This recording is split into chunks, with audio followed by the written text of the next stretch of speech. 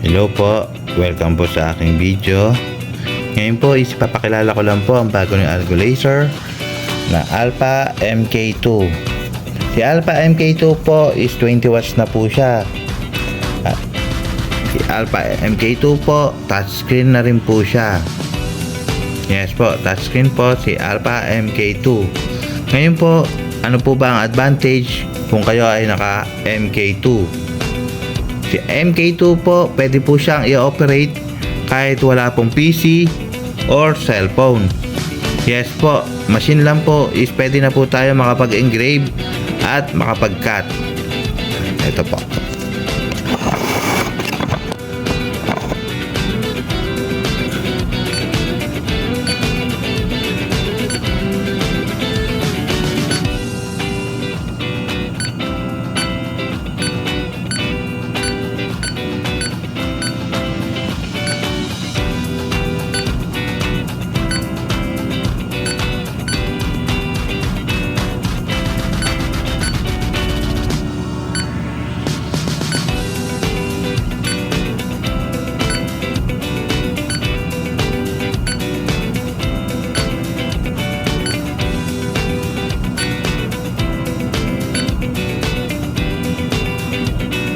Engraving.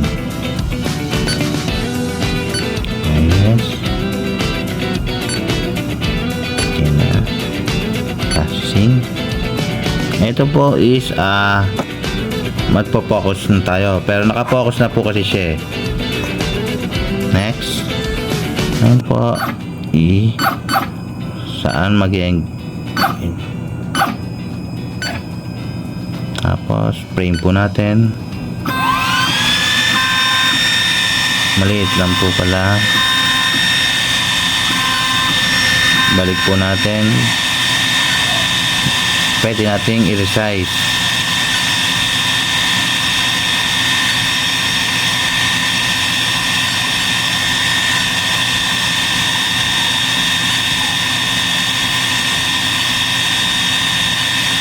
mm.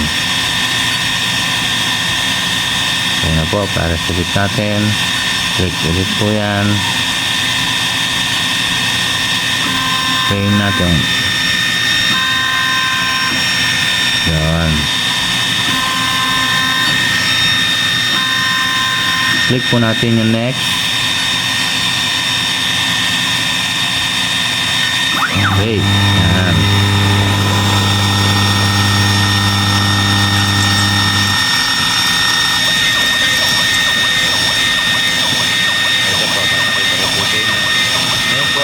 Pagkalagay natin, nawala ng ilaw. Click natin yung ngayon po, kasilip ko yan po button. Mag-engrave. Ito po natin namatay po ang machine. Ngayon po, balik po natin emergency.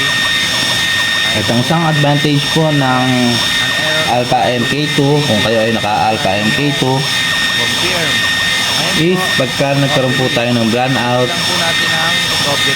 wag lang po natin gagalawin. Pwede pong magtuloy si Alpha MK2 kung saan po tayo naputol.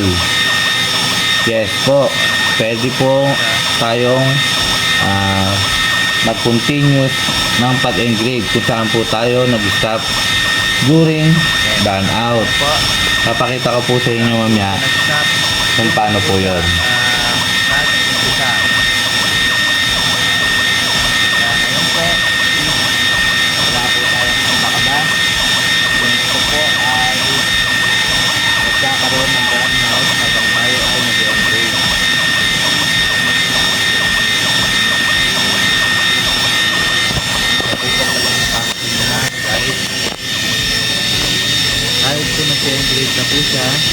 Ito po, papakita ko po sa inyo.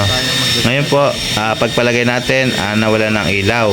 Click natin yung emergency button. Power, habang nag-engrave. Yun. Makita po natin, namatay po si machine. Ngayon po, balik po natin si emergency. Makita po natin, an error occurred during engraving. Click lang po natin yung confirm. Ngayon po, recovery.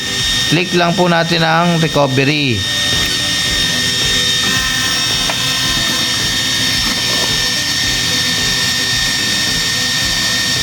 po, nagre-restoring po siya.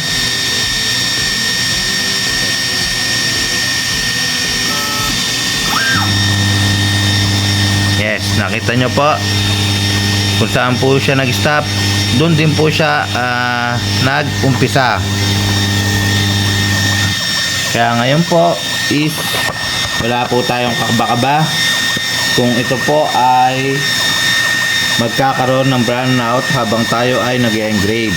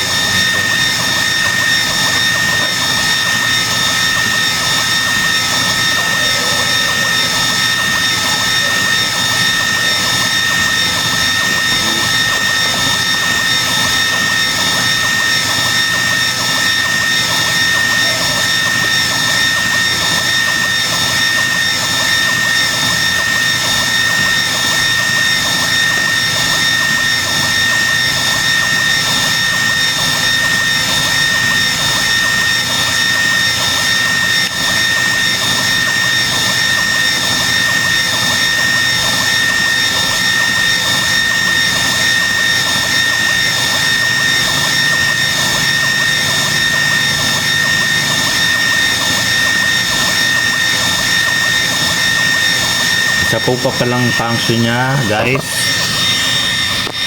Kahit po nag-engrave na po siya, pwede po tayong magdagdag ng speed, pwedeng magbawas. Pati po yung power, habang nag-engrave po siya, pwede po tayong magbawas at magtaas.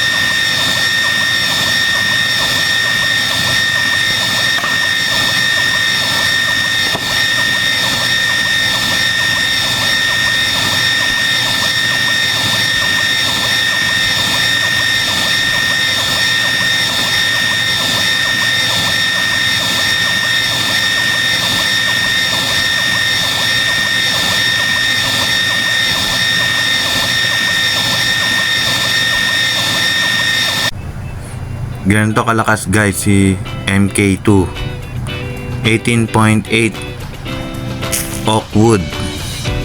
Ikakat natin. Ayusin lang natin yung oak wood. Lagay natin. Yan, frame ko para malaman kung saan ikakat. Yun, adjust natin ng konti.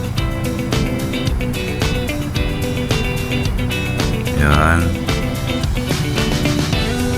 Press pa ng konti.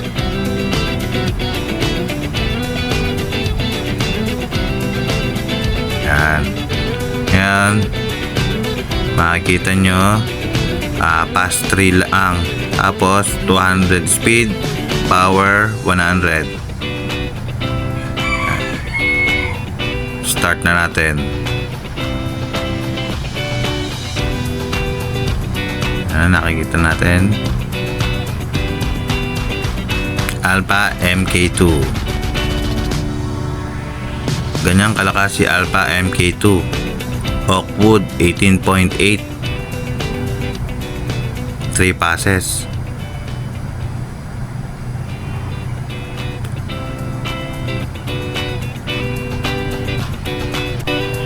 Ito naman yung artwork na pwede natin gawin kay Alpha MK2. Astig na astig to. Going Merry.